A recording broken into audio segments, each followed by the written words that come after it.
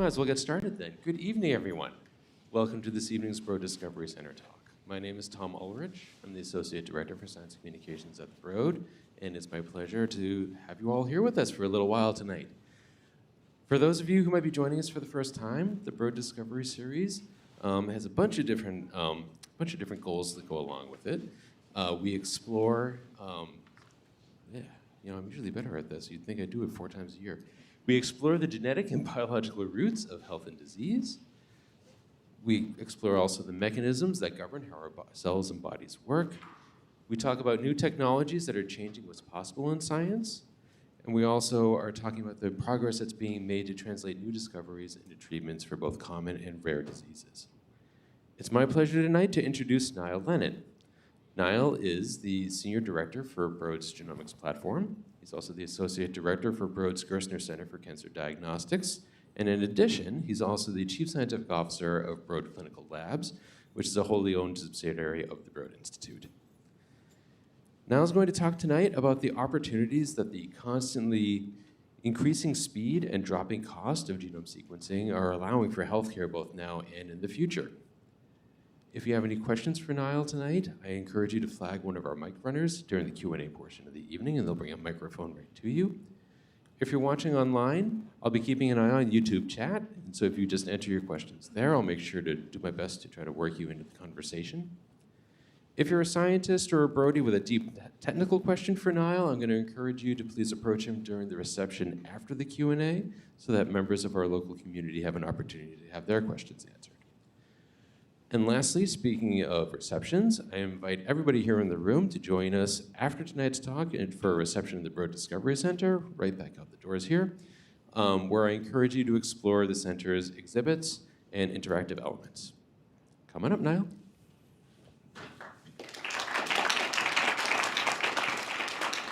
All right, good evening. Can you all hear me? All right, yes, the microphone's working. Fantastic, great. Okay, so I am delighted to be here this evening to talk to you about what the title says, which is essentially how the technologies that we're using at the Broad, the data we're generating here, and the biology that we're increasingly understanding might play into a future healthcare system that incorporates genomic medicine. So in my title, I used a word that should make us feel all warm and fuzzy. But actually, I imagine for many people, it's actually a cause of stress. Healthcare, right? Who wakes up at 3 in the morning and you're wide awake and your mind is rushing with all of the topics of the day? I do sometimes. And sometimes those thoughts are like, why can't I play golf better? Sometimes those thoughts are, well, what if I get sick? What if one of the kids gets sick? Today, it feels like the healthcare system has become a system that we never want to have to interact with. And that's probably not where we want to be. But we shouldn't despair. I do want to point out there's some things to give us hope. And some things that, when we think about what's possible in modern healthcare, that we should be really excited about. Just some examples at a high level. We do now have the capability to see disease at the genomic level. I'll describe more what that means. But more importantly, we're actually increasingly able to actually target with therapies the exact molecular causes of disease. Whereas historically, we may have treated the symptoms of disease, how diseases show up. Through the technologies that I'll describe and the insights, we are increasingly being able to see what's causing that disease at the molecular level and designing therapeutics that go after that, and that is more effective. And that now also for the first time through technologies developed here and elsewhere, we are able to not just identify those underlying changes in our genomes that might be causing disease, but for the first time we can actually start to think about editing those genomes to fix that underlying error. So these are all exciting developments, and they've happened just over the last 20 years. In fact, they've started to happen just when I joined the Broad Institute 20 years ago. Coincidence? Yes, definitely a coincidence. However, there are some things that I think are not coincidences. I think there's some examples that we should look at where there is a clear cause and effect thing happening, right? And I want to point us to that time when we collectively decide to invest in audacious projects, in really difficult things, to generate, to achieve some really hard to achieve goal, and that the effect of doing that has been positive in our history. So one example being the Apollo program, right? To send astronauts to space, to land on the moon and come back. That program ran for about 13 years, from 1960 to 1973. The government invested about $25 billion in that program, all told in that time frame. And estimates now suggest that for every dollar we invested in that program, we got a return on that investment of about $7. And that return on investment came from solving the problems that we needed to solve to achieve the goal. And it resulted in advancements in material sciences, in batteries, in portable tools, in memory foam. Hey, I've got a memory foam mattress. Cool. I didn't realize it came from the shuttle program. But the point is, when we do something like this, we invest public funds in something really difficult, we actually receive returns on that investment. So another large-scale investment that we've made as a country was the Human Genome Project. It's not something that probably most of the general public holds in their mind the same way that sort of the Apollo missions kind of are known.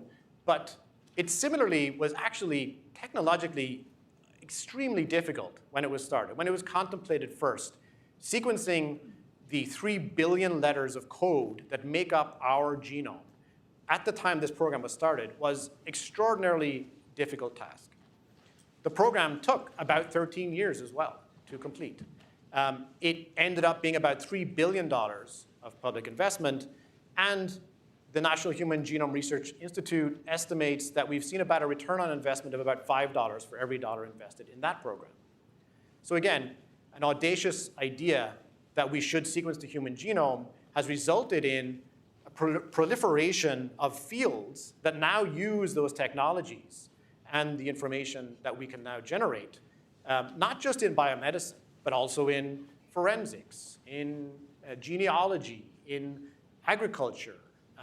So there's a ton of spaces where now we use the technologies that had to be invented to solve the Human Genome Project now in everyday life. So I'm going to not use too much jargon tonight, but I've already mentioned the word genome a few times. So just to level set, the genome is basically the genetic material of an organism. Predominantly, I'll talk about human genomes, but actually in our community, there are folks who study human genomes. We study microbial genomes, viral genomes. There are industries that look at plant genomes, animal genomes, but largely they're all using the same sets of technologies to do that. And so the other term is variant. And so in the past, we might have used terms like mutation. But today, we would say a variant is essentially any difference that's in our genome between two different individuals. And part of the reason to actually do the Human Genome Project was there was an understanding that variants, that differences in our DNA, in our genomes, might be underlying not just sort of our traits, how we appear, but also might be underpinning some diseases.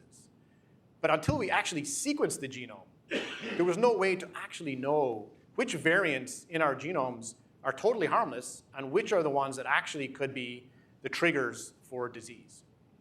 So that was the reason to start doing genome sequencing. And the other important point is that to understand variants across many people, of course, you can't just do the human genome once. You actually have to do it many, many times. Ideally, we would have everyone's genome sequenced, and then we would know all of the variation in the world, and we would be able to catalog what variants are actually disease-causing or disease risk increasing, and what ones are totally harmless. And so the other thing, I guess, to think about is, unlike space travel, which is still pretty expensive, it is now primarily the purview of billionaires and minor celebrities, sequencing human genomes has actually continued to go down in cost. So from that first human genome, which again, overall cost about $3 billion to sequence, to understand the code of, through technological advances over the last 20 years, we're now at today, if you come to the Broad Institute as a researcher, you can get a human genome sequenced for a few $100s. And unlike that first human genome, which took 13 years to sequence, today, routinely, we can do it actually in days. And I'm going to tell you something special that happened about a month ago that might indicate that in the future we'll be able to do this routinely in hours. So today at the Broad, we actually sequence thousands of human genomes every week. In fact, in our group, at the genomics group at the Broad Institute, we've now sequenced over 870,000 human genomes. And if you think about the idea, again, of sequencing the genome, there's also a lot of information in the genome that we don't yet know fully what to do with. The genes that make up all of the proteins that sort of make up our body are actually encoded in about 2% of the information of our genome. And if you just sequence that portion of the genome, it's known as exome sequencing, the expressed part of the genome. And of exomes, we've done over 1 million of those. So the technology and the drop-in cost has allowed us to now expand the scope of how many genomes or portions of genomes we can routinely sequence. And why do that, I guess, right? So I hinted at, before that you can't just sequence one human genome and start to really unlock all of the insights of biology that are locked in there. You actually have to sequence lots of genomes. And so the genomes, the over 870,000 genomes that we've sequenced, and hundreds of thousands that have been sequenced in other parts of the world, have been feeding into research programs funded by federal government, by philanthropy, by disease foundations, by pharmaceutical companies and biotech, to really push forward all of the possible applications of human genome sequencing. And these are some of the application areas I want to sort of describe to you in more detail tonight. And these are the areas that actually, where people are showing the utility of genome sequencing across their entire lifespan, from birth all the way through aging. And so I'm going to dig into a couple of examples. By no means is this an exhaustive catalog of all of the activity that's happening, but I just want to give you, in certain parts of this sort of lifespan space, where we're at and where we might be going. So think about newborns. So babies just born. Most states, if not all states in the US, have state-mandated newborn screening programs. So we test babies. We do a little heel prick, get a little bit of blood, and we test babies for some small number of diseases that are important to know about as soon as you can possibly know about them, because you want to take an action that would avoid that baby getting sick in early childhood. So these are known as newborn screening programs, and they're typically managed by departments of public health. So several studies now, over the last few years, have been investigating, rather than this sort of small suite of 30-ish largely biochemical types of tests that we do on those newborn heel pricks, should we be doing whole genome sequencing? Two notable studies. One is the Guardian study run out of New York City, where they sequenced many thousand newborns. And initial results they published a year or so ago showed that by doing whole genome sequencing, you would find many, many more conditions that geneticists would agree you would want to know about in a newborn than you do by traditional screening methods. So this idea of like establishing sort of clinical utility. Another study, and good news for us in the Boston area, that program, that Guardian study, was run by an investigator out of Columbia University, Wendy Chung. Wendy Chung is now the chief of pediatrics at Boston Children's Hospital. So she's been bringing this concept to Massachusetts as well. Another study closer to home, run by Dr. Robert Green out of Harvard and Brigham and Women's Hospital, was called BabySeq. And the sequencing of these newborns actually happened in our clinical lab here at the Broad Institute.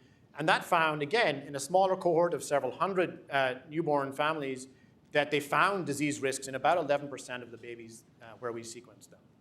And that, importantly in that study, they were also addressing sort of the family response to the information. Because one of the fears of doing this type of testing on a newborn, certainly a healthy newborn, is like, will it cause anxiety to the family? Will knowing this information cause families to be super stressed out? And they did surveys of their families and found that that wasn't necessarily the case, that typically families were happy to participate, and the ones who found out actionable information were very happy to have it. So that was great. So these have sort of set the stage. Going forward, there's actually a new program funded by NIH called the Beacons program that is going to try to understand the feasibility of offering this type of whole genome sequencing as a first-line test in newborns on a multi-state level. So the sort of technical components of doing this and the initial impact studies have been done.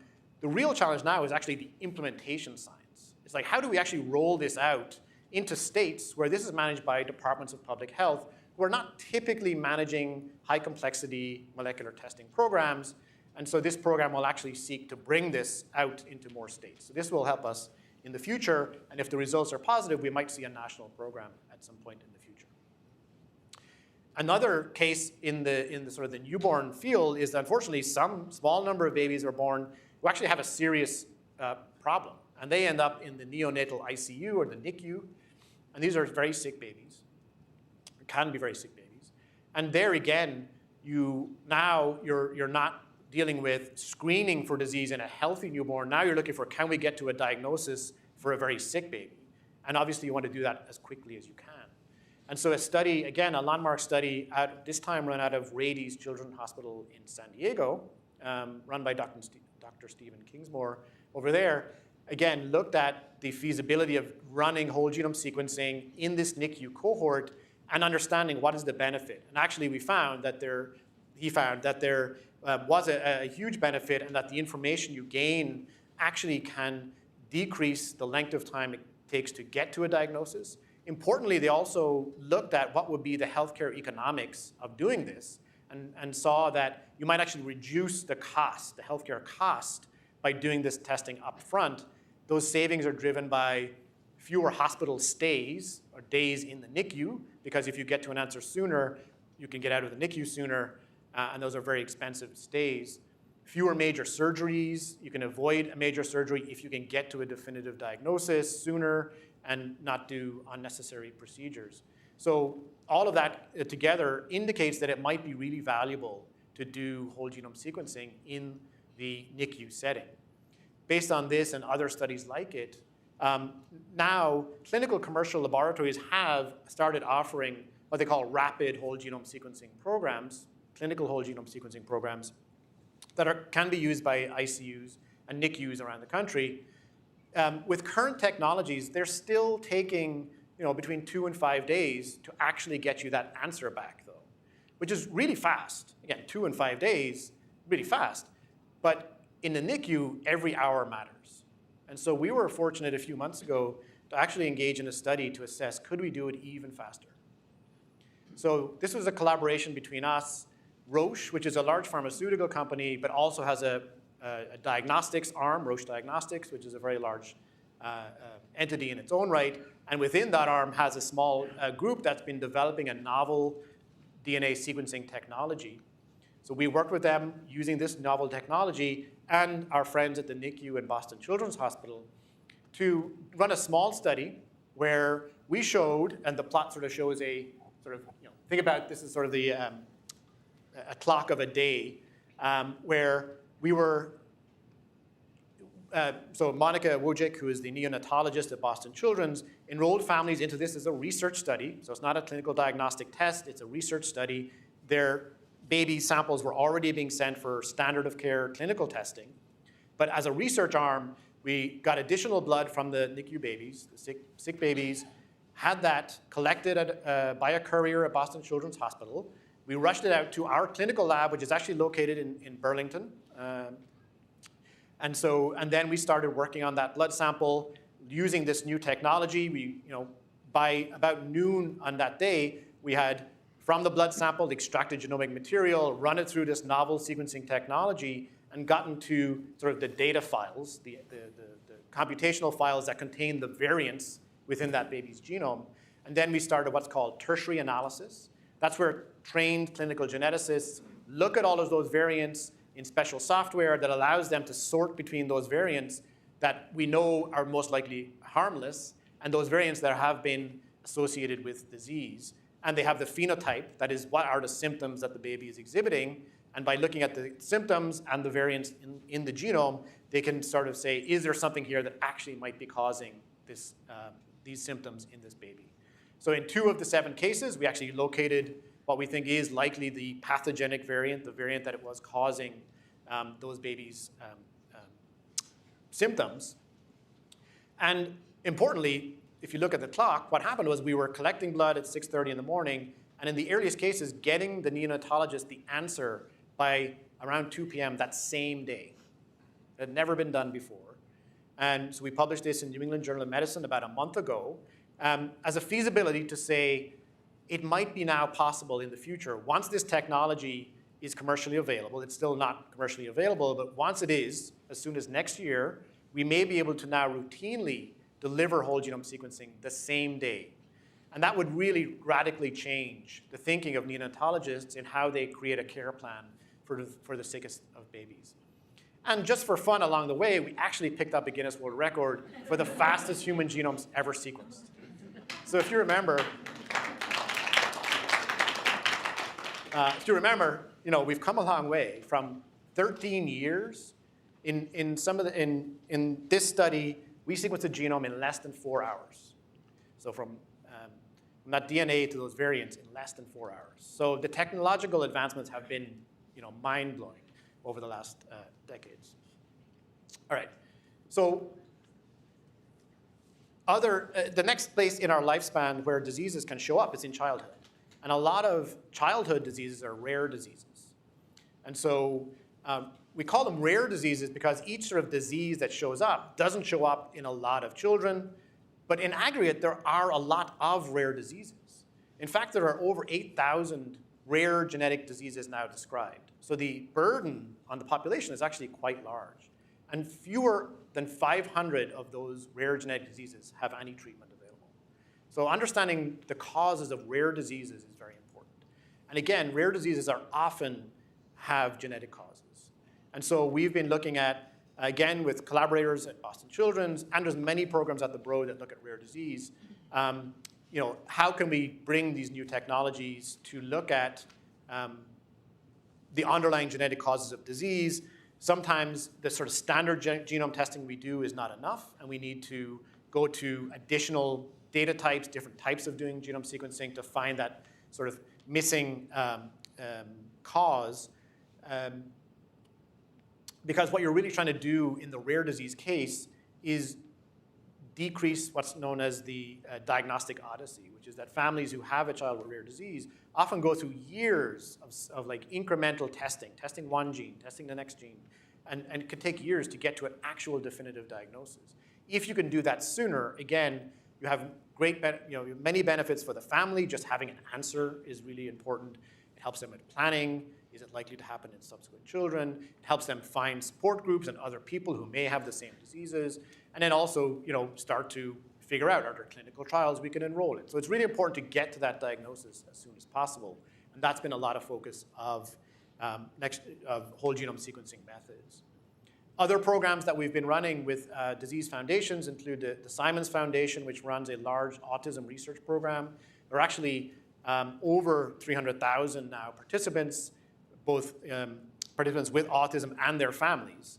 And we've been doing whole genome sequencing on many of those individuals to, again, understand some of the underlying genetic causes of autism.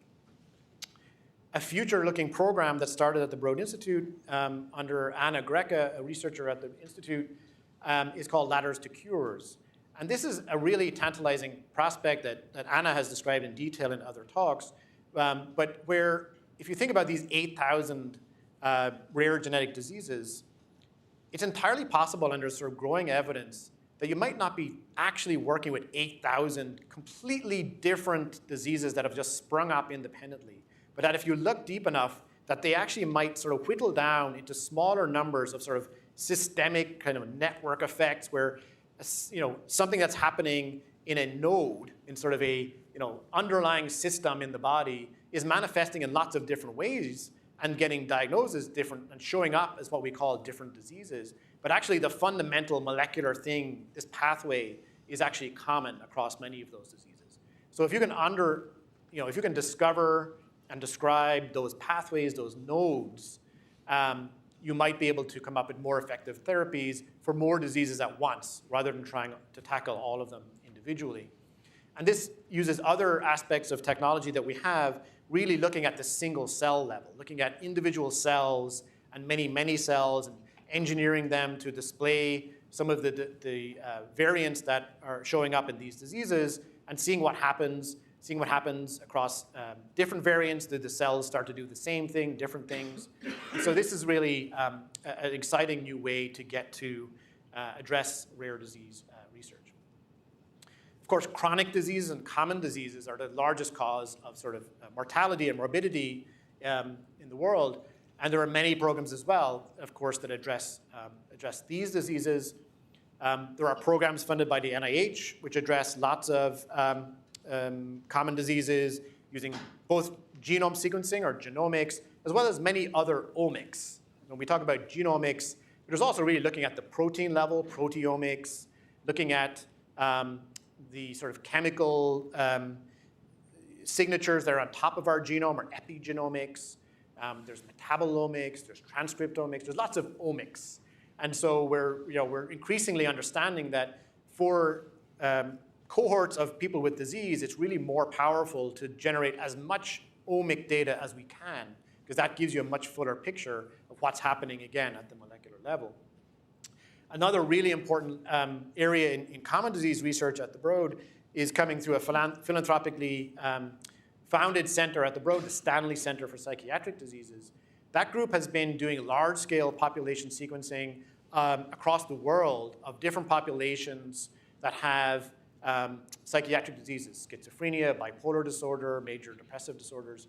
And they've actually, through this large-scale genomic data generation activity, started to uncover biomarkers or those little signals in the genome that strongly can be linked to these devastating mental health issues. And in some cases, these are the first sort of genetic targets that we've identified in decades in these diseases. And so this gives the idea that there's hope to start to generate better, more targeted therapies for major psychiatric diseases.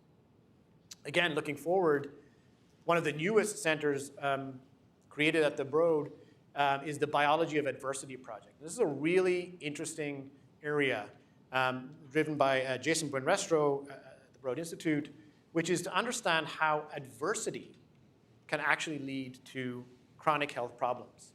And so, we've all been taught that the DNA is your blueprint, it's in every cell of your body, and it's sort of, we kind of imagine it's sort of fixed. Once you've got your DNA, you've got your DNA. But actually, it turns out that things that happen to you in your life can actually leave a mark on your DNA. And this is part of that epigenomics, the idea of molecular scars or little signals, little chemical modifications that can get imprinted on your DNA and propagate through your life.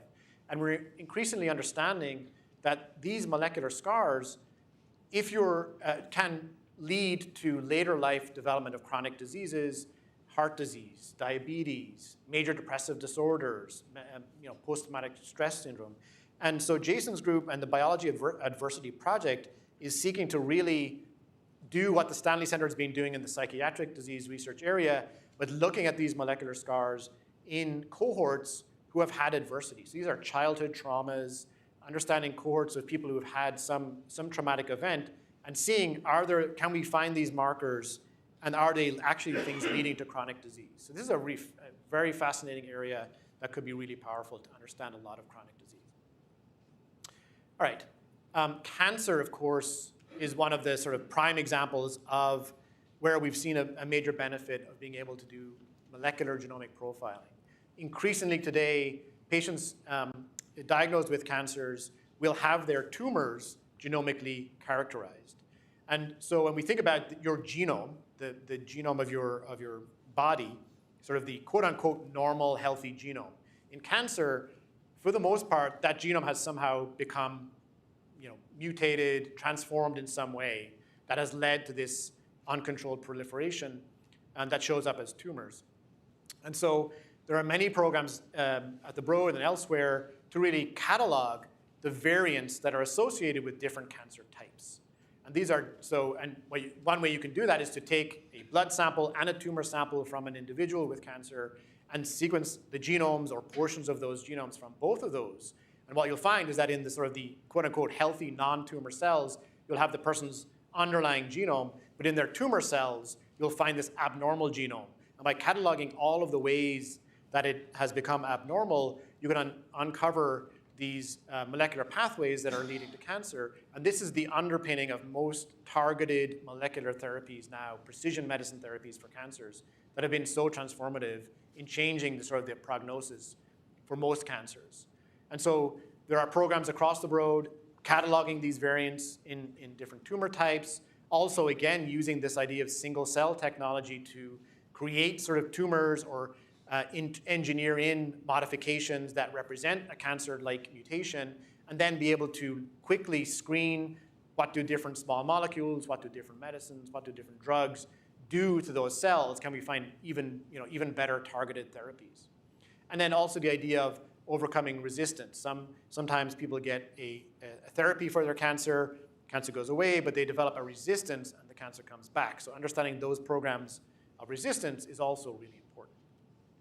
Another center at the Broad, the Gerstner Center that I've had some involvement with, is doing similar things, but actually in the burgeoning field that's come in the last couple of years of understanding that actually a tumor in your body, because of the nature of cancer, tumor cells are often dying. And when they die, they release their genetic material that essentially gets drained into your blood system, which is how your body essentially cleans out.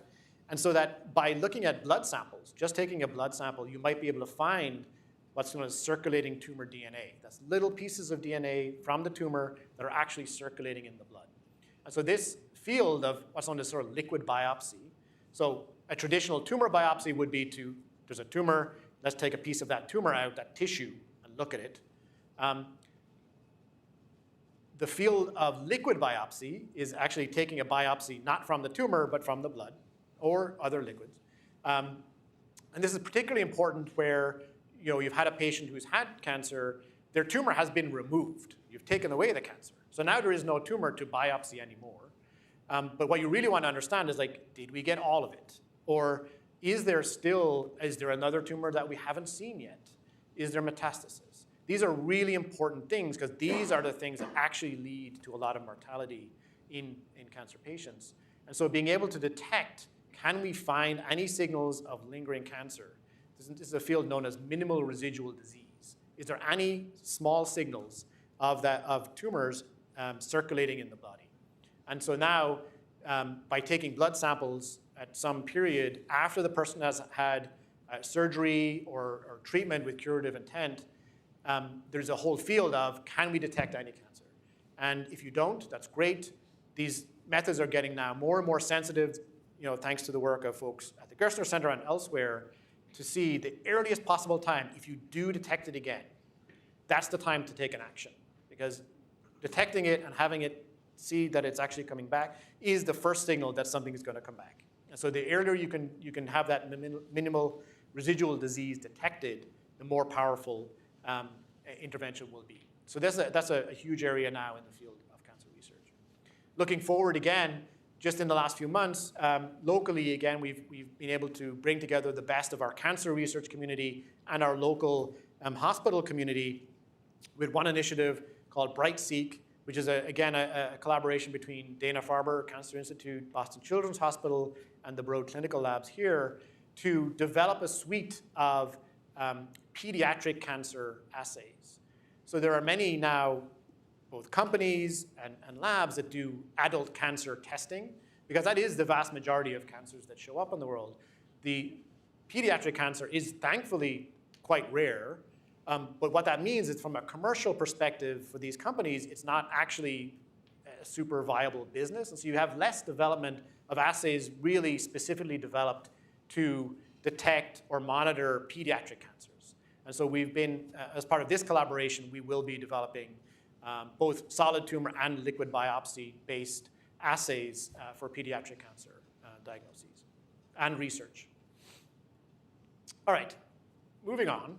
So a biobank. Has anyone been asked to be a participant in a biobank, as far as you know?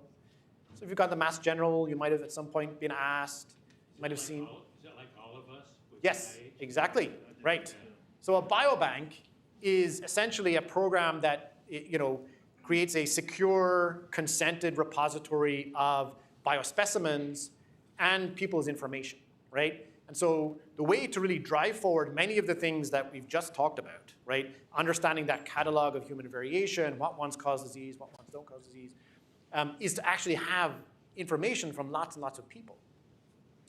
What we're realizing, of course, is that, again, fundamentally, at a very simplistic level, when you sequence a genome, you're trying to understand the variants that you find in that genome. And there's millions of them. In all of our genomes, a variant, something that's different than somebody else's genome, there's millions of them. So if you're just looking at a computer file with 1 million or 3 million variants in it, and you're trying to decide which one of these 3 million things might be causing this person's disease, that's really hard, right? So you need to have knowledge bases, computer systems, software that can sort through all of that and annotate it and say, in all of the people we've ever seen, this variant, this difference in a piece of DNA has never been known to cause a disease. That would be ideal if we could do that for all 3 million. But of course, to do that, we actually need to see all of the variants that exist in the human population. And it turns out, biobanks are a great way to start cataloging that. Because biobanks try to enroll people, some people who have disease, but ideally just regular people who, we've all got something going on, but nominally healthy people, right? If we can all contribute our information, both our genetic information, surveys about our health, our medical records, information about us that goes into a large biobank-like knowledge base, we can really start to understand, the impact of that variation. A biobank that got started early and has been very successful is the UK Biobank. The NHS and the UK government have been very forward-looking and investing in biobanks and genomics. And so they've got a really mature biobank with over 500,000 individuals, with this sort of linked information about health records and activity and everything else. And so that's been very powerful to understand some of the variation in humans. But what we're realizing, of course, is that variants in our genome don't just account for sort of our hair color and our eye color and our, whether or not we have asparagus pea. They also account for, they actually also come from our genetic ancestry. So different human populations will have different variants. And so some of those differences between us come from our genetic ancestry. And it turns out that if you look at a variant in one population and say, ooh, in this population, we see this variant, and then that person also has this disease. So maybe that variant causes that disease. But if you look at enough people, maybe you find in a totally different human population, that variant exists and is quite common, and none of those people have that disease. Well, now you've realized, actually, that variant can't be the one causing the disease. So you actually need to catalog people from all types of genetic ancestries to really understand what variants are important to look at. And so if you look in UK Biobank, and you look at a variant, and you want to predict something about my genome, that would be fairly accurate. Now, I'm from Ireland. Ireland is not part of the UK. But genetically, we might not want to admit it, but we're sort of similar. So it's going to be accurate for me, because most of the UK Biobank is from Northern European white individuals who live in sort of that UK area. But it's not going to be as accurate for somebody who comes from Africa or somebody who comes from Asia. So we actually have to start creating biobanks that reflect everybody. And so All of Us is one of those programs that in the US is trying to catalog at least 1 million US residents and capture sort of the genetic diversity and socioeconomic diversity of this country. Because unlike many countries in the world, the US traditionally has been this sort of what we would call like the boiling pot. You have immigrants like me who come over from Europe, and you've got other people who come from all over the world. And then they meet somebody and they have children, and so it turns out your grandfather's from Ireland and your grandmother's from the West Indies. And so your genetic ancestry now is actually the combination of two entirely different human populations' genetic ancestries. And so from a geneticist perspective, we would say you're admixed, right? Your genetics are mixed across different genetic ancestries. And so we need to capture a lot. We need to capture all of that. So it's not just useful to sequence a bunch of people from Europe and a bunch of people from Africa and a bunch of people from Asia.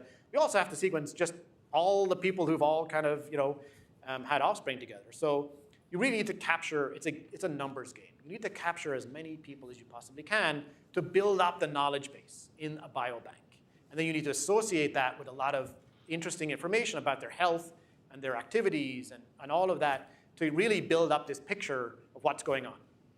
And so that was the program, the All of Us program. It's enrolled over 800,000 people. It was started many years ago with a goal of enrolling 1 million and sequencing all of their genomes. It's enrolled about 800,000. We have sequenced over 500,000 of those participants' genomes. Many of them were done here at the Broad Institute. The program has run into some federal funding issues. And so the future of that program is uncertain. And I think that would be a tragedy. More locally, actually, if you attend a hospital around here in the Mass General Brigham network, Mass General Brigham has a pretty actually active and pretty good biobank program as well. And that's enrolled over 160,000 people from the Mass General Brigham Hospital network. And that's also a really powerful data set to start to look at, again, associations between your health and your genome. So as well as being a principal investigator on the All of Us program, because we generate a lot of the data, I believe in this stuff. I'm a participant in the program. My genome was sequenced as part of this program. My wife's genome was also sequenced as part of this program. Early in the program, when it had more money, it was also returning some health-related information to participants. And so you would get some information back about your health risks. There are some things that we can tell that are important to know. My wife actually found out that she has what's known as Lynch syndrome from participating in the All of Us program. And that means that she's at an increased risk, potentially, of colorectal or ovarian cancer. And so now she's brought that information to her PCP, and now she gets more frequent screening for those particular conditions. So that idea of just learning something about your genome that you didn't know can completely change your healthcare. So to kind of recap from a biobank perspective, what can you do? You can do lots of things with it. A rich biobank that has lots of sort of genomic and other omics and associated health information can help us catalog this human variation. It can help us now, because if you actually enroll hundreds of thousands of people, you're going to have lots and lots of people with any one disease. Certainly common diseases are going to be common. So you're going to have lots of people with cardiovascular disease, lots of people with cancer. And so you can then look in this program and say, well, what's the same about all of those people with that disease that's not in the people who don't have that disease, and start to do those genetic associations. The other tantalizing thing that I think, looking forward, is that by having all of this data, we can start to get really fancy with the sort of the math, right? And we can start to create what's known as risk models, right? And so this is the last sort of area that I'll cover, which is preventative medicine. The idea that treating disease, we've gotten really good at treating disease, and we've got world-class hospitals here in Boston. But it's a lot better to avoid getting the disease in the first place if you can. And that's actually fundamentally, longer term, going to be better for the whole healthcare system if we can avoid treating the symptom, but actually avoid getting the underlying disease at the beginning. And a Millikan Institute analysis estimated that if we could just prevent or better manage just 7 common diseases: cancer, diabetes, hypertension, stroke, pulmonary conditions, and mental illness, we could reduce the US treatment costs by about $200 billion per year. And we'd save about $1 trillion per year in lost productivity. So prevention is clearly better than cure, but of course it's difficult. And there's lots of things that go into preventing disease. And it's hard to measure because you're looking for the absence of something if you've prevented a disease. But this is something that I really feel passionate about, and I think has driven me and my own sort of journey into this kind of science. When I was 16, my father had a heart attack. He was 46 at the time. I was 16, so I thought, wow, he's really old. Then I turned 46 3 years ago, and I had 3 children under 12, and I went, I don't want to have a heart attack. I'm really young still. My father survived, and he's actually alive and kicking. Has had several stents and bypass surgeries since then, right? So clearly, I was really focused on the idea of what is my risk of cardiovascular disease? I'm really cognizant of that because I've got this family history. So I'm like, I really want to know about that. And so when you think about this idea of well, what goes into this mental model of what is my risk of developing this disease, of having a heart attack? And so there's lots of things. We've touched on this. One is your genetics, your family history, any other underlying sort of medical conditions you might have. There's these ideas. So the terms up here, polygenic and monogenic. Without getting into too much detail, mono, as the name implies, is essentially there are some variants in some genes that are well known to be associated with disease. So we all might have heard about this idea of the BRCA1, BRCA2 mutations in breast cancer, right? This Angelina Jolie mutation. That's well known. That's known as a monogenic risk. If you have that one single variant in that gene, we know that's really strongly associated with developing that condition. And there's monogenic risks for lots of diseases. Polygenic risk really means this idea that there are not these sort of single sort of smoking gun, this one variant is really bad, but actually distributed throughout our entire genome. There are small, there are variants that have small or varying degrees of effect on our health, and that any one of them wouldn't really cause a disease. But in aggregate, if you had all of the wrong kinds of those variants together, you might actually be increasing your risk of a disease. And that's known as polygenic risk, because it's in lots of genes. Okay? So the idea of to get a full picture of our risk of disease, you need to understand monogenic and polygenic and your family history, and also social determinants. What is your access to health? What is your exposures? Are you living in an area with polluted air? That also contributes to our risk. So you need to get a big picture. So biobanks are a great place to start to aggregate all of this information and then to build these models. And these models can be super powerful. And basically, they're algorithms that take all of these pieces of information together and come up with a risk and say, you are at an increased risk of this disease. You should take action.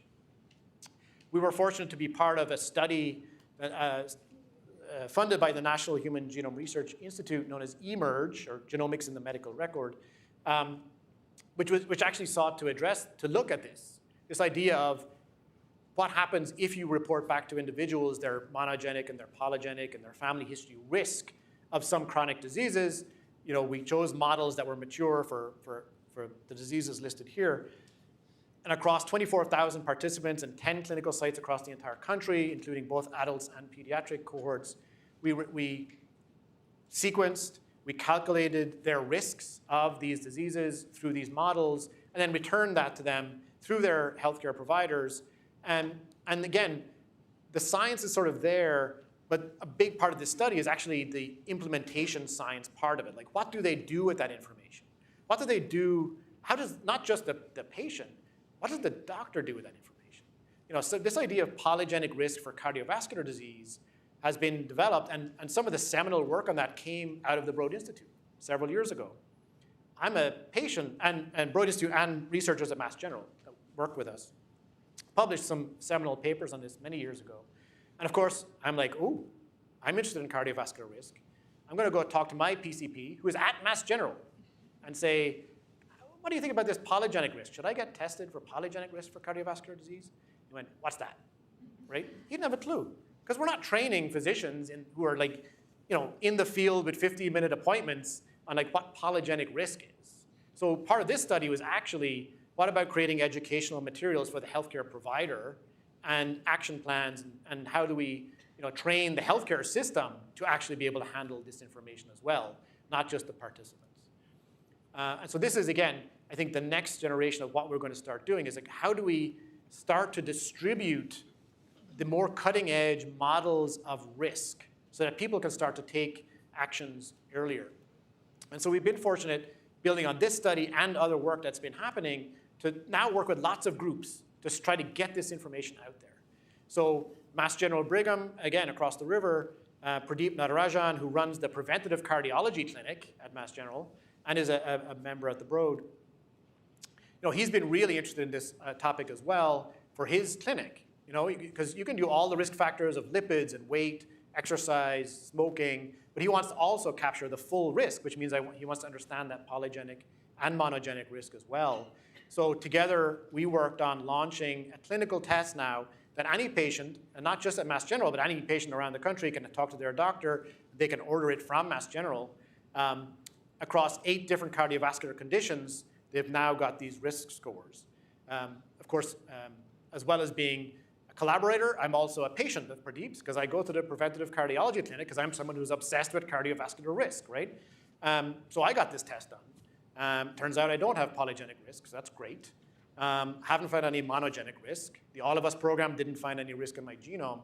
So It's a lot of family history, and all I can do is essentially have a healthier lifestyle than I would say my father had in his 40s, where he was a smoker and he was overweight. I can avoid, to as great extent I can, those things. And then hopefully it looks like now my risk of having a heart attack is lower than it could have been had I not taken those interventions, those lifestyle interventions. Other programs in the VA, so the Veterans Administration actually has another very interesting biobank known as the Million Veterans Project. And so they've been enrolling veterans into a biobank because veterans also have a set of healthcare issues, some of which are unique to them, to their population. And so with Jason Vassie, who's an investigator at the VA, we've launched a clinical trial in prostate cancer risk in the VA population, using the same sort of methods that we're using in the other programs. Also working with companies. There are companies who work directly with consumers now. Myome is an example. They've also been working with a research institute in Alabama to provide free genetic testing for common healthcare risks in the population in Alabama, because Alabama has one of the poorest healthcare outcomes in the country. So bringing this kind of cutting edge testing to the state of Alabama. And then other companies are offering this as well, using the same underlying technologies and algorithms and models that we've been building here. Okay, so I hope I've convinced you that there is a potential future in which the technologies that you heard about tonight could actually make a material impact on all of our healthcare. And I really would like to see us be able to get to a place where we spend, number one, we're not afraid to interact with the healthcare system.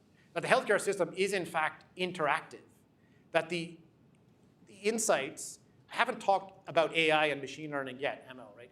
But almost everything I've talked about already incorporates some amount of AI and ML in it. The software that we use to look at the variants uses AI.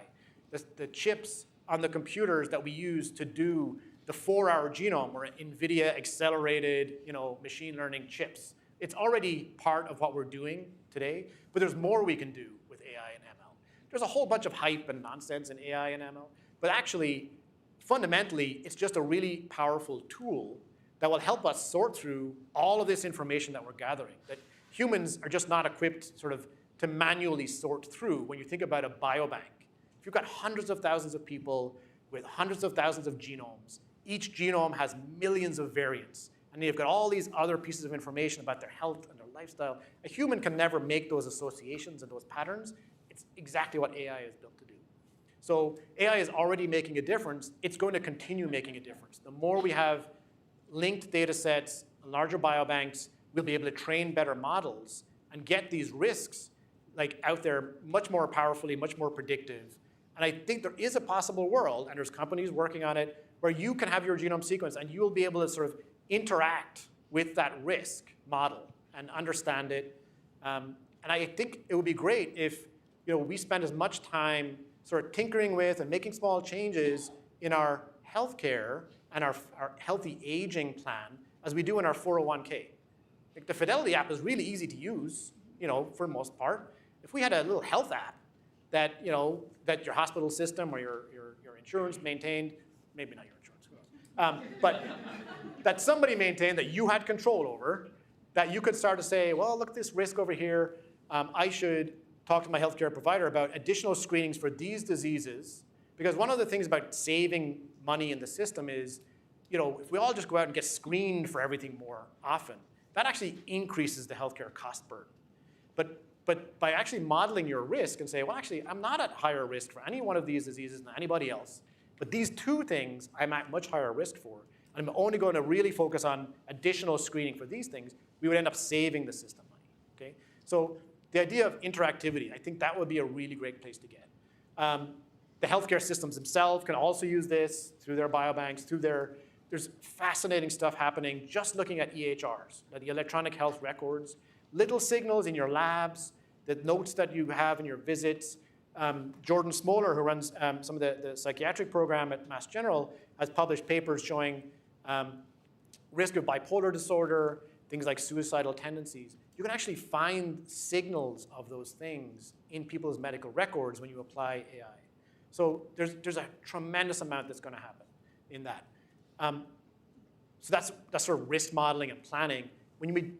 Inevitably, when people have diseases, the other types of studies and technologies are going to help us have better therapies, more targeted therapies, not just in cancer, but in rare diseases as well. The ability to edit genomes is a tantalizing idea.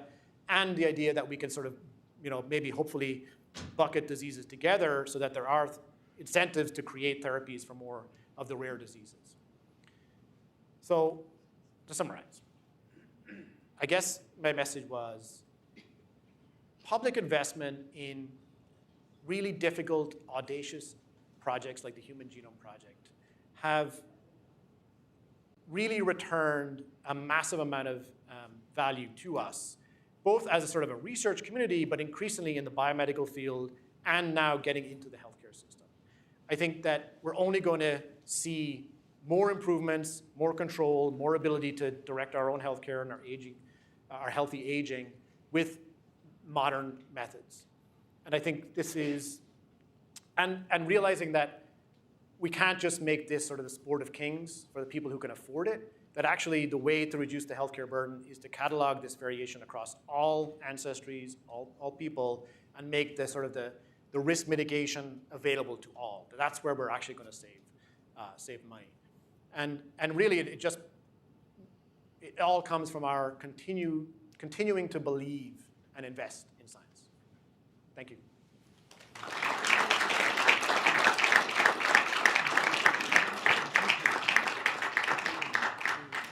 Thank you so much, Niall. If you have any questions in the audience, raise your hand, and one of our mic runners will come over to you. But first, I'll just start off with, we have the science. We have the technology. We can make them better. What is it going to take to make sequencing from like is it a regulatory thing? Is it a financial thing? Where we could just go to our doctor's office, like if I have an appointment tomorrow, just say, hey, I'd like to get sequenced. I want to know what my risk is. I'm not a participant in a biobank. I actually am.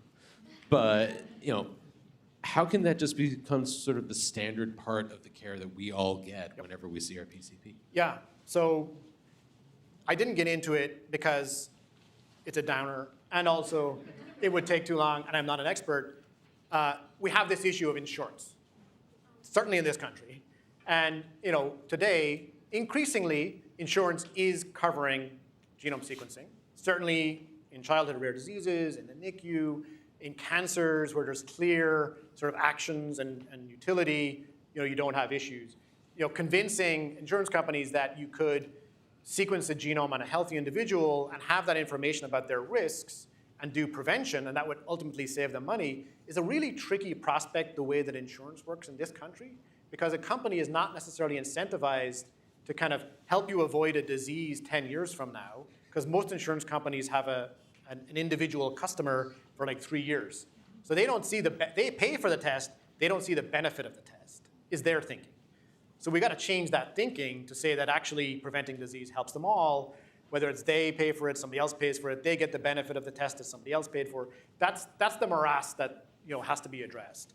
And I think the other thing that I did not get into, because it's a whole topic to be solved on its own, is of course sort of genetic privacy. Do you want your insurance company knowing your risks of disease? What would they do with that information?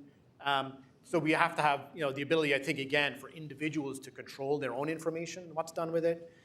So there's a lot to address there. Question over here. Oh, sorry. Go right ahead, sir. Sorry. Yeah, I was really impressed by everything you said about how we're applying genetic variations, especially to newborn infants in the clinic. But 3 areas you didn't mention is one, monitoring somatic changes in diseases like cancer. 2, microbiome and tracing how that is related to health and disease and how that might vary even within an individual. And then RNA expression levels, transcriptomics in disease, and with testing back in less than a day. How close are we to being able to use that kind of information to trace the progress of diseases and give us feedback that would help in the clinic? Yeah, great question. So all of those things are happening. So somatic changes in cancer are just the variants in the tumors that I described. So I just didn't call them somatic variants. But that certainly is part of this sequencing of tumors and liquid biopsy. Microbiome is a fascinating, absolutely fascinating area, and I was involved in the Human Microbiome Project as well. And so there are lots of studies. Actually, in one of, we routinely at our lab are profiling gut microbiomes. And that is one of the big research areas that's happening at the Broad as well. We don't have a clinical test for microbiomes today, but there are companies locally, there are startups who are looking at microbiome therapeutics for things like C. diff and IBD. And so that's certainly an area. It uses exactly the same technologies I've described. And RNA, yes, so RNA, so it is in this sort of field of, again, multiple omics. And so we do a tremendous amount of RNA transcriptomics sequencing as well. In the All of Us cohort, we've just actually completed a pilot of 10,000 participants within the All of Us cohort, adding to their existing genome sequencing, transcriptome, RNA sequencing, and proteome, like protein profiling as well, to build up that picture of what is the value of adding these other omics to this for research, but also RNA sequencing is now often used in some of the rare disease diagnostics, because one way that you can understand if you find, say, 2 variants that might be causing the disease, and say that the way the disease shows up is a muscle disease or muscle wasting, one thing you can look at is in the RNA knowledge bases that we have, and these are other large public initiatives we've been involved in. GTEx is the Genotype Tissue Expression Project, so looking at RNA levels in different tissues. You could look at that patient and say, I found 2 variants in the genome. Let's look in the RNA level and say, well, of these 2 variants, which one of them is highly expressed in muscle? Because if that's the one that has the variant, and the disease shows up as a muscle wasting disease, that helps us kind of get to those causative variants. So yes, all of those things are certainly happening. In our hands, at least, the microbiome and the RNA are not yet clinical tests, but there are clinical tests that use RNA and microbiomes in other groups. Thank you for this amazing talk and summarizing the last 20 years of genomics in 1 hour. I'm also an ex-Broadie, and I started 20 years ago at the Broad. That was my first job. So big fan of the Broad Institute, obviously. My question is, if those programs become possible where everybody's sequenced in all the states, do we have the infrastructure for it? Where will the samples go? Where will they get processed? Right. How will the reporting be managed? What recommendation do you have if somebody were to ask you how to do that? Yep. You got So another that's hour? Yeah, well, so that is exactly the kind of thing. So if you think about the newborn sequencing program, that's that Beacons program. That is exactly part of this implementation science, right? It's not, we technically know how to do it, but it's all of those logistics, right? It's the where did the sample get processed? How do we store the sample? It turns out that actually one of the big costs now, because the cost of sequencing genomes has become so low, storing the data, when you sequence a genome, you create a lot of data, like more than you can keep on a laptop. And so actually storing all of that data becomes quite expensive. And so there's data management becomes a legitimate issue. And also just, again, we have to be so careful about data security, right? And one of the actually interesting things about the way the All of Us Biobank program was set up is that, sort of in a prescient way, was that when it was set up many years ago, participants who have their genome sequenced as part of All of Us, the data is stored in a cloud environment, in a secure environment, but it's actually, even though the project is funded by the NIH, the government does not own the data. The government doesn't have access to the data. The data is stored by an awardee. Actually, it turns out to be Vanderbilt University is the curator of the data.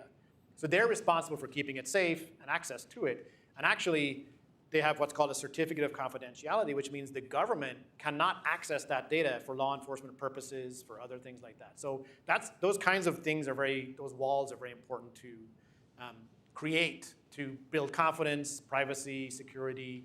So all of that logistical things do have to be worked out. That is what programs like Beacons and others are trying to do. And there's lots of companies who are also trying to do this. And it will be interesting to see, of course, there's a lot of public effort. There's also a bunch of private effort.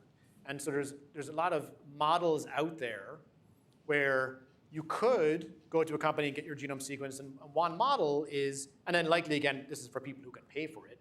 There is sort of the subscription model. You could have your genome sequenced and have it accessible whenever you need to access it, or something happens and you want to have someone interrogate it, you could do that on demand, right? So different models are showing up, whether in the public system, the healthcare system, or in sort of private companies. And actually, that segues nicely into a question that we actually had somebody ask on YouTube was, you mentioned that a researcher comes to the Broad and they can get their sample sequenced for around $350. I imagine that depends on volume or scale, but if your average person off the street wanted to get their genome sequenced, what would that run them? Yeah, so again, we don't sort of do this sort of, this is kind of like the direct to consumer model, right? Of just sort of people coming and paying for their genome to be sequenced. That's not what we do. Genomes that we sequence are usually part, again, of these larger research studies that we describe. In the clinical world, where we do clinical whole genome sequencing, it's like any other clinical test. It comes from an order from a healthcare provider. So individuals can't sort of just send us their sample and ask us to sequence their genome, but there are companies who will do that, right? So there's lots now of direct-to-consumer companies who offer, the same kind of health risks, whether it's monogenic, polygenic reports, back to consumers. And you can actually just go and have a company do it, and they're typically running about $500 to start. Different models, but yeah. Okay. So question here, and then we had somebody up in the middle as well. So start with you. Thank you. Hi, Dr. Niall. I'm Yan Yan. I'm currently a student from HMS, and I'm an Aspire founder. So I have a two-part question. First question is on the, I want you to kind of walk us through like a patient process for somebody who wants to get, for example, the cardiovascular genomic risk assessment. I know we had a breakthrough now of very fast, under 4-hour genome sequencing, but I can't help but to think the genome interpretation part of it is still catching up. So could that be a potential bottleneck in the future of having like readily write out of your genomic assessment risks? So that's my first part of the question. Second is on the genetic privacy that you mentioned. In the future, could there be possibly this centralized model where patient will have control of their own genetic information and they have the power to monetize it themselves rather than having some company startup monetizing on their data in fine print, right, when you sign a paper with them? So that's my question. Thank you. Yep. So on the first part, I think, if I understand the question, it was sort of the, even if we can sequence the genome faster, assessing the genomic risk is going to be slower, and that's a bottleneck. That's going to be true. And I would say, for the most part, unless you're in the NICU and some other settings, we don't necessarily need to sequence your genome in 4 hours, right? If you're going to do a genomic risk assessment, your risk, we're talking about years of like lifetime risk, right? And so you're really, if that report takes 3 weeks or 6 weeks to get back to you, it's unlikely, a major chronic disease will have sort of magically shown up in that time frame. So I think matching the technology capability with the sort of the clinical need, will happen naturally. And I think some things don't need to be massively fast, some things do. I think on the second part, so the question being, do you think there's a future where people will be able to have their genome sequenced and sort of control it or monetize it themselves? It is an interesting idea, and lots of folks have been thinking about ways to enable that. I think, again, those are going to be companies. Somebody has to actually create the entity that allows you to do that, right? It's not clear whether a healthcare system is going to be set up to do it. Insurance companies are not necessarily going to be the ones to do it. So I think it will end up being some version of sort of, public-private startup or something else that would maybe create a model that allows you to have your genome sequenced. You might have to pay them some nominal fee, but then I didn't really touch on it, but one of the very interesting things about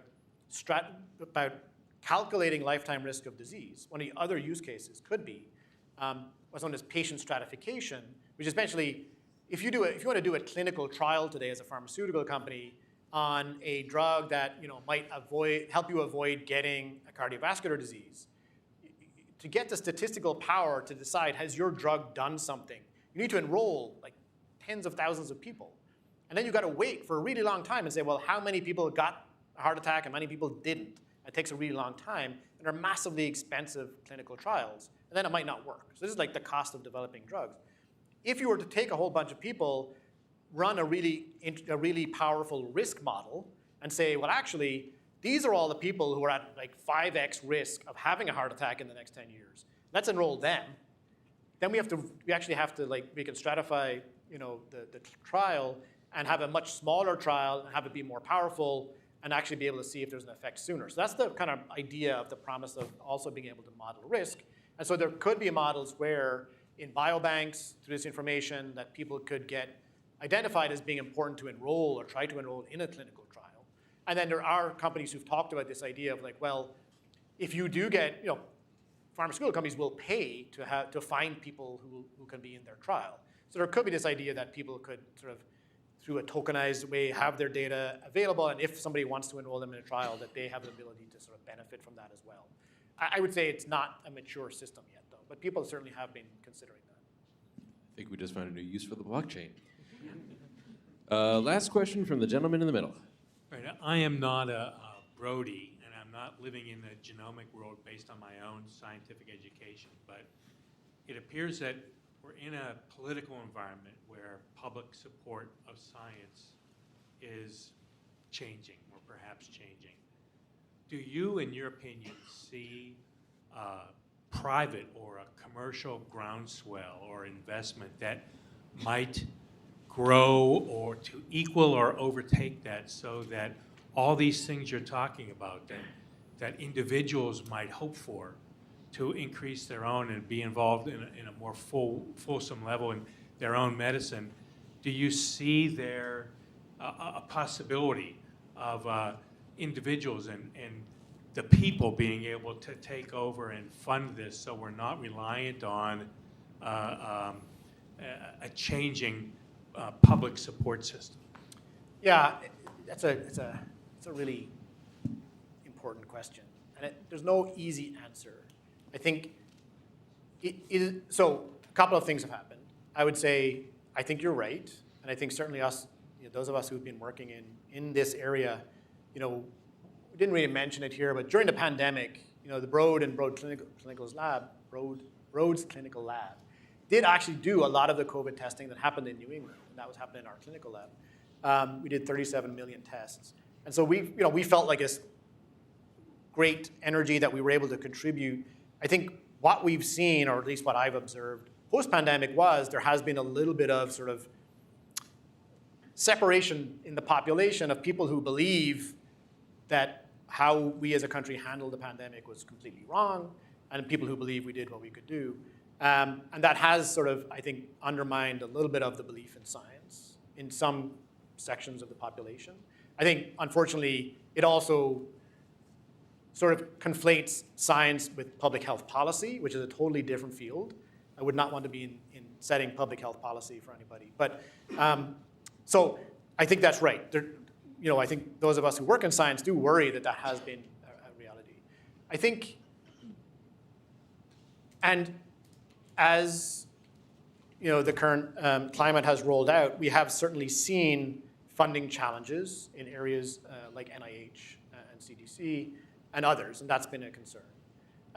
There has been groups who have stepped up, and certainly, as I mentioned earlier, a lot of the projects we do, they have federal funding, they have philanthropic funding, pharma, and so those other sources of funding have certainly continued to exist, and in some cases have increased. However, I use the shuttle launch and the human genome as examples. I think it's very unlikely that we'll find another source as powerful as the federal government. the federal government is the aggregate of all of the funds that we sort of pay through our taxes. They have the deepest possible pockets. No one company is going to step up and fill that gap. And so we do need to continue to advocate that we as a country sort of invest in science. And and we at the Broad have now a really talented sort of government relations team. And I think what we're finding is that you hear a lot of stuff in the news, but people in red states and people in blue states get sick. They have sick children, they have rare diseases, they get cancer. Healthcare, everyone feels the pain. And everyone would prefer not to get sick, to have a better treatment for their family if they get sick.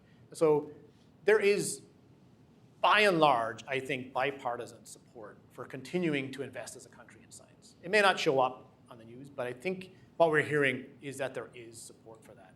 And that people believe that things like biobanks are important, and that there might be support across the aisles in that. So I think I'm not I'm certainly not a political expert, and I try to avoid the news as much as possible. But I've got to believe that the stuff that we talked about tonight is important to everybody, regardless of their political affiliation. And we're going to continue to look at ways to, bridge the gaps that we think hopefully will be short-term in any funding with these other sources to get us to the point where we can keep proving the benefit of what's happening and that it actually is in all of our benefits to see these things through. And I think that is the perfect note on which to end the evening. Thank you to all of you for joining us tonight. Thank you for everybody watching online, and thank you, Niall. And I invite you all to join us in the Broad Discovery Center for a reception. Have a great night.